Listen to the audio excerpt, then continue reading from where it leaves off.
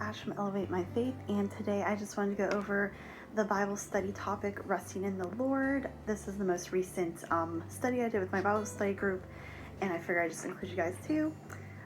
So to get ready for this one, I unfortunately don't have a lot of prep time for this one, with having a baby and all. So I just pulled what does it mean to rest in the Lord, or resting in the Lord, from Got Questions, and we just read that and went over that. So to get prepared for the questions, all you have to do is just read through that. I'll try to link it down below, but it is on Got Questions. What does it mean to rest in the Lord? So just take the time to read over that, and then we'll get right into the discussion questions. So the first question is, what is holding you back from resting in the Lord?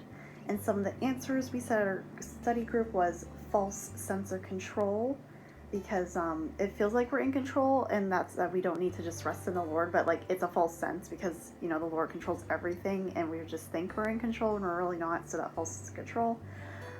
Going to others before God, because I think it is a lot easier to go to, like, even if it's like a Christian mentor or family or whatever, it's easy to go to them because you get that like instant answer instead of just like really resting in the Lord and like praying to Him and getting like answers and confirmations from Him and being patient with it. Busyness with work can make it hard to rest in the Lord. Wanting to be comfortable is a good one, because sometimes we will have to go through seasons of like suffering or trials and tribulation, and not be happy about not being comfortable. And then daily intention, because you have to choose daily to be intentional with that. Resting in the Lord, it's a daily thing to pick up your cross, to trust in the Lord, rest in the Lord. It's all a daily intentional thing that we have to keep doing. The second question is, was there a certain verse that spoke to you in any section above? So for me, it was definitely Matthew 11:20-30. Come to me, all of you who are weary and carry heavy burdens, and I will give you rest. Take my yoke upon you. Let me teach you, because I am humble and gentle at heart, and you will find rest for your souls. For my yoke is easy to bear, and the burden I give you is light. So that's just such a good reminder for me. Like, I don't have to struggle and worry and stress on my own. I can literally just give it to the Lord, and I can even feel like the weight coming off my shoulders. I'm just like, you know what, I can worry about this thing tomorrow or whatever in the future, or I can just leave it to the Lord. And then it's just like that stress can go away, because it's like, okay, it's out of my hands, it's in the Lord. So I love that reminder with that verse. And then I know someone else said just the be still and know that I'm God. Psalm 46:10 was also one someone pointed out. So, yep.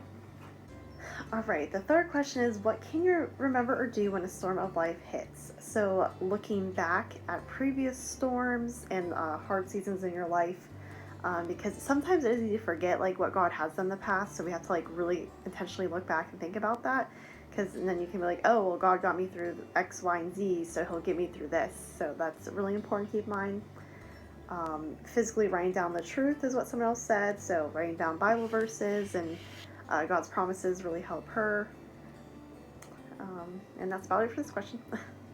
And the last question I made was how to wait on God's timing and let Him be in control of your life. So for me, like knowing how it ends by reading Revelations, because I think I can't imagine being like not a Christian in this world, because you would be so unsettled and unpeaceful, not knowing what's going to happen next. Like if because Revelations is slowly unfolding, with like the crazy weather, rumors of wars, all of that. So that's gotta be so unsettling to someone that doesn't know like that's supposed to happen, and like following God's plans. So yeah, that really helps me, just reminding myself like, God is gonna win in the end, so it doesn't really matter what happens here and what stresses me out here, because it's about God and His internal goodness. Giving up false sense of control, it comes back from that other question. Intentionality, yeah, you have to intentionally let Him be in control. It goes back to that daily intention. And then verbally / writing to God, not just thinking of it. So kind of back to that, like physically writing it down, that really helps to make you stop and think about God's goodness and that He knows what's best for us, even though we don't always feel like it is. So yeah, those were all the questions I had. I know this was a bit more of a quicker study because, like I said before, didn't really have a lot of time to prep with my taking care of my baby. So some of my next Bible studies will probably just be topical studies like this that are like easy and quick to go through, because in person it helps if my baby starts, you know, getting crazy. So I don't really have the time to do the verse by verse book studies right now, but hopefully I'll get back into them in the future. But yeah, thank you guys so much for checking out this video, and I'll see you guys in the next video. Bye. Amazing grace, how sweet.